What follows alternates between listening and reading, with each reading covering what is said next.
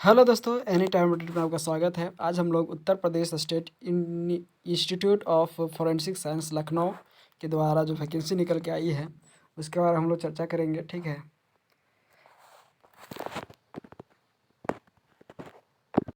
ये वैकेंसी आपका टीचिंग और नॉन टीचिंग पर वैकेंसी निकल के आई है। ठीक है, इसका अप्लाई डेट जो रहने वाला है वो आपका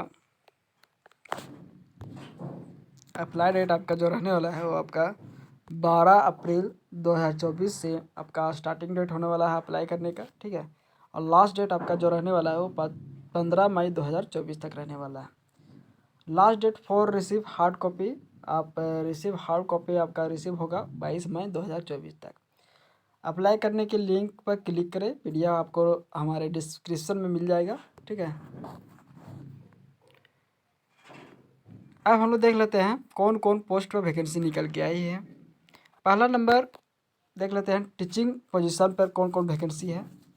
टीचिंग पोजीशन पे आपका 3 प्रकार के वैकेंसी है। पहला आपका प्रोफेसर का हो गया, दूसरा आपका एसोसिएट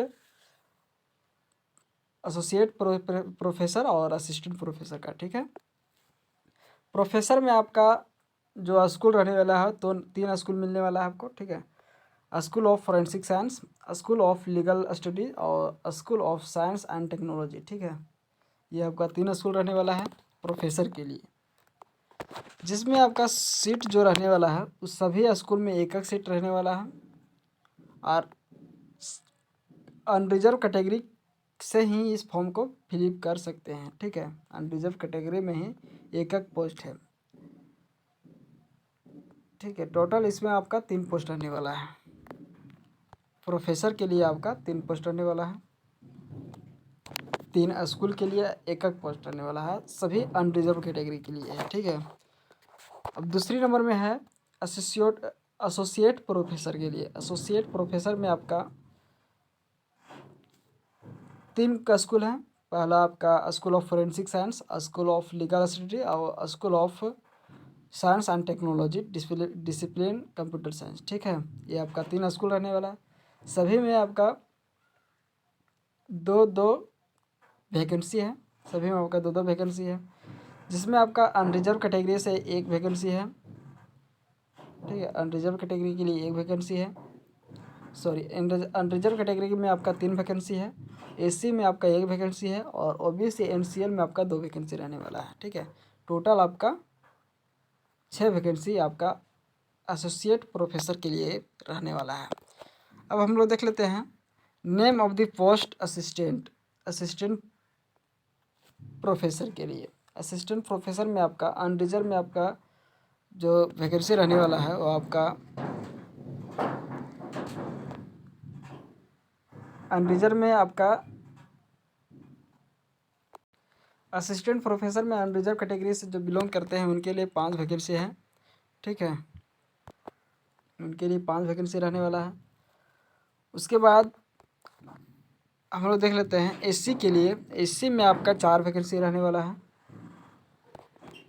असिस्टेंट प्रोफेसर में आपका एससी में 4, अनरिजर्व में 5 और ओबीसी एनसीएल में आपका 4 वैकेंसी रहने वाला है। ठीक है, ईडब्ल्यूएस में आपका 1 वैकेंसी रहने वाला है। ठीक है, असिस्टेंट प्रोफेसर टोटल जो वैकेंसी निकल के आई है टीचिंग पोजीशन में आपका 23 वैकेंसी है, जिसमें 11 आपका जनरल कैटेगरी में है, अनरिजर्व कैटेगरी के लिए है, और 11 आपका अनरिजर्व कैटेगरी के लिए है, 5 आपका एससी में है और 6 आपका ओबीसी एनसीएल में है और 1 आपका हो गया ईडब्ल्यूएस में। ठीक है, अब हम लोग देख लेते हैं नॉन टीचिंग पोजीशन के लिए। नॉन टीचिंग पोजीशन में आपका पोस्ट आपका रहने वाला है असिस्टेंट रजिस्ट्रार का और साइंटिफिक ऑफिसर का, और तीसरा नंबर में आपका असिस्टेंट लाइब्रेरियन का पोस्ट रहने वाला है। ठीक है, जिसमें असिस्टेंट रजिस्ट्रार में आपका अनरिजर्व से आपका 2 पोस्ट रहने वाला है, एससी से आपका 1 पोस्ट रहने वाला है। ठीक है, ओबीसी एनसीएल से आपका 1 पोस्ट रहने वाला है। टोटल आपका 4 पोस्ट रहने वाला है असिस्टेंट रजिस्ट्रार से। ठीक है, साइंटिफिक ऑफिसर में आपका 3 पोस्ट रहने वाला है अनरिजर्व से, एससी से आपका 1 पोस्ट रहने वाला है, उसका ओबीसी एनसीएल से आपका 1 पोस्ट रहने वाला है। टोटल आपका 5 पोस्ट रहने वाला है साइंटिफिक ऑफिसर से। ठीक है, असिस्टेंट लाइब्रेरियन में आपका अनरिजर्व में एक पोस्ट रहने वाला है और टोटल आपका एक ही पोस्ट है अनरिजर्व कैटेगरी के लिए असिस्टेंट लाइब्रेरियन में, ठीक है। टोटल आपका वैकेंसी है नॉन टीचिंग में आपका 10 पोस्ट पर वैकेंसी है, जिसमें आपका अनरिजर्व में 6 पोस्ट पर वैकेंसी है और एससी में आपका 2 पोस्ट रहने वाला है और ओबीसी एनसीएल में आपका 2 पोस्ट रहने वाला है, ठीक है। अब हम लोग देख लेते हैं एजुकेशन क्वालिफिकेशन, ठीक है। एजुकेशन क्वालिफिकेशन में हम लोग देख लेते हैं प्रोफेसर टीचिंग के लिए हम लोग देखेंगे।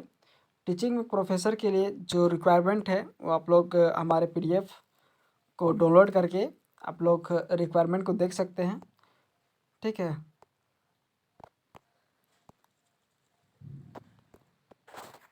उसके बाद एसोसिएट प्रोफेसर में हम लोग देखेंगे, इसमें भी आपका देखिए प्रोफेसर और असिस्टेंट प्रोफेसर में पीएचडी आपका फिक्स है, पीएचडी आपका अनिवार्य हो गया है, पीएचडी मांगा रहना ही चाहिए, ठीक है।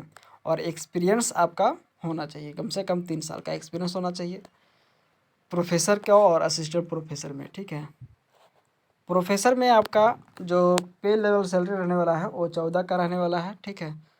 और एसोसिएट प्रोफेसर में आपका 13 का पे मैट्रिक्स रहने वाला है, ठीक है।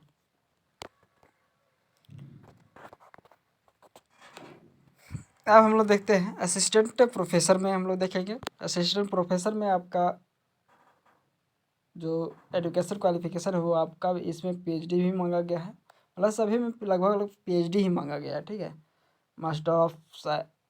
मास्टर डिग्री 60% अबव होना चाहिए, 60% से ज़्यादा मार्क्स होना चाहिए, ठीक है, मास्टर में एमए में, ठीक है। Minimum two publication in UGC CARE listed journal, ठीक है। असिस्टेंट प्रोफेसर में ये मांगा गया है, ठीक है।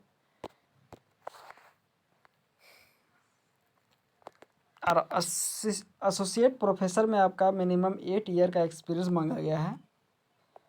एक्सपीरियंस ऑफ पीएचडी गाइडेंस, आपका पीएचडी का गाइडेंस में एक्सपीरियंस होना चाहिए, ये भी आपका मांगा गया। गुड एकेडमिक रिकॉर्ड होना चाहिए, 60% से अबव मार्क्स होना चाहिए एमए में, ठीक है। उसके बाद minimum 5 publication in UGC CARE listed journal, ठीक है।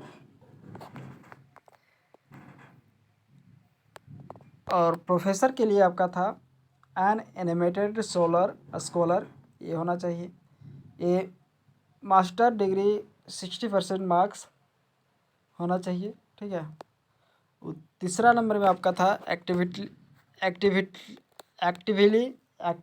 Engaged in research with A minimum of 10 research publication in the UGC, आपका 10 रिसर्च होना चाहिए publication UGC care list journal के लिए, ठीक है। और चौथा नंबर में था minimum of 10 year teaching experience, आपका 10 साल का टीचिंग एक्सपीरियंस होना चाहिए नेशनल या यूनिवर्सिटी या national legal institute with experience of PhD guidance, ठीक है। ये हो गया आपका टीचिंग के लिए जो एलिजिबल मांगा गया था उसके लिए, ठीक है। अब हम लोग देख लेते हैं नॉन टीचिंग के लिए असिस्टेंट रजिस्ट्रार के लिए। असिस्टेंट रजिस्ट्रार में आपका जो क्वालिफिकेशन मांगा गया है वो आपका डिजरेबल में रखा गया है, एलएलबी डिग्री या एमबीए एचआर या एमसीए या सीए, ठीक है। 3 ईयर का एक्सपीरियंस होना चाहिए एकेडमिक एडमिनिस्ट्रेशन या टीचिंग इन ए इंस्टीट्यूट या यूनिवर्सिटी में, ठीक है। Proficiency with in the use of computer, आपका कंप्यूटर आना चाहिए, ठीक है। मिनिमम 21 ईयर एक्सपीरियंस मांगा गया है, एज आपका 21 मिनिमम 21 मांगा गया है, मैक्सिमम 40 साल का एज मांगा गया है, ठीक है।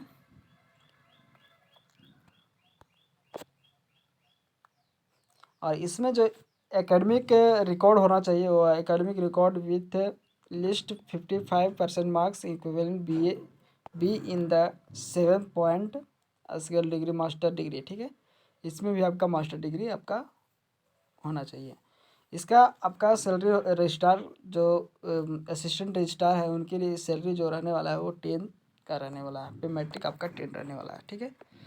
सर्टिफिकेट ऑफिसर में आपका सर्टिफिकेट ऑफिसर के लिए जो पे मैट्रिक रहने वाला है वो 10 का रहने वाला है। इसमें फिजिक्स, केमिस्ट्री, बायो और कंप्यूटर से आपका डिग्री होना चाहिए, ठीक है। इसमें एज आपका जो रहने वाला है मिनिमम 21 और मैक्सिमम 40 साल का एज होना चाहिए। अब तीसरा नंबर में आपका है असिस्टेंट लाइब्रेरियन। असिस्टेंट लाइब्रेरियन में भी आपका पे मैट्रिक्स आपका 10th का रहने वाला है, ठीक है। इसमें भी आपका क्वालिफिकेशन मास्टर डिग्री मांगा गया है।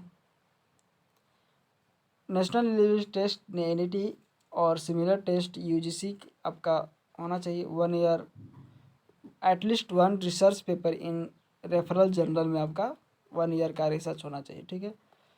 21 साल मिनिमम होना चाहिए और 40 साल आपके एज होना चाहिए। मिनिमम एज आपका 21 और अधिकतम आपका 40 साल एज होना चाहिए, ठीक है। बाकी अधिक जानकारी के लिए आप हमारे PDF नोट्स को PDF को आप लोग देख सकते हैं जो हमारे डिस्क्रिप्शन में मिलेगा। धन्यवाद दोस्तों। ऐसे ही वीडियो को अपडेट पाने के लिए सब्सक्राइब करें हमारे चैनल एनी टाइम अपडेट को, लाइक एंड शेयर करें। धन्यवाद।